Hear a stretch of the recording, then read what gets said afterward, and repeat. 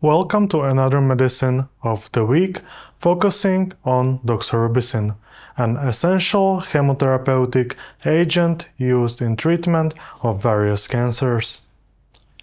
Doxorubicin, a member of anthracycline class, exerts its anti-cancer effects via several mechanisms of actions. Primarily, doxorubicin intercalates with DNA molecule, meaning insertion of doxorubicin molecule into GC base pairs. Furthermore, doxorubicin inhibits topoisomerase II activity. These actions together lead to DNA damage via creating uncompensated DNA helix torsional tension and eventual DNA breaks. Other action lies in formation of cytotoxic oxygen-free radicals, resulting also in single and double-stranded DNA breaks.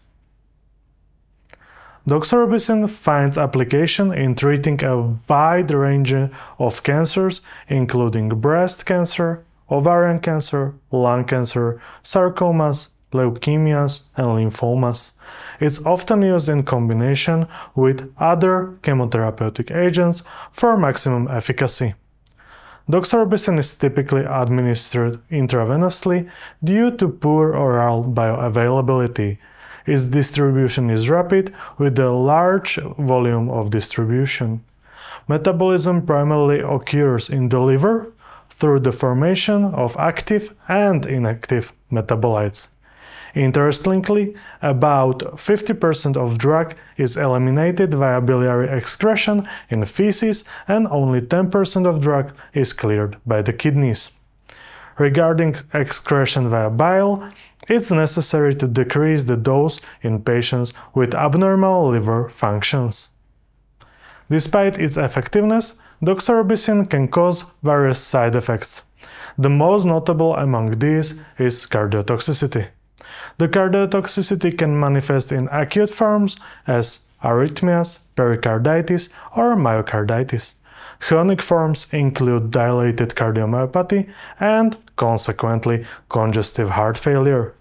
While acute forms are usually transient and not dose-related, chronic forms are dose-dependent with increased risk about reaching above 450 mg per meter squared in cumulative dose.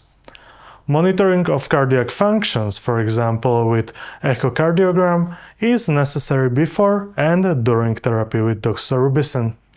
Risk of cardiac toxicity is higher in patients above the 70 years of age or with prior history of heart disease.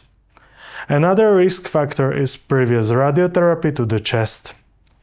Potential approach in mitigation of cardiotoxicity is use of iron chelating agent doxorubicin during the doxorubicin therapy. Certain forms of doxorubicin, such as liposomal doxorubicin, have longer circulation time and reduced cardiotoxicity compared to conventional doxorubicin.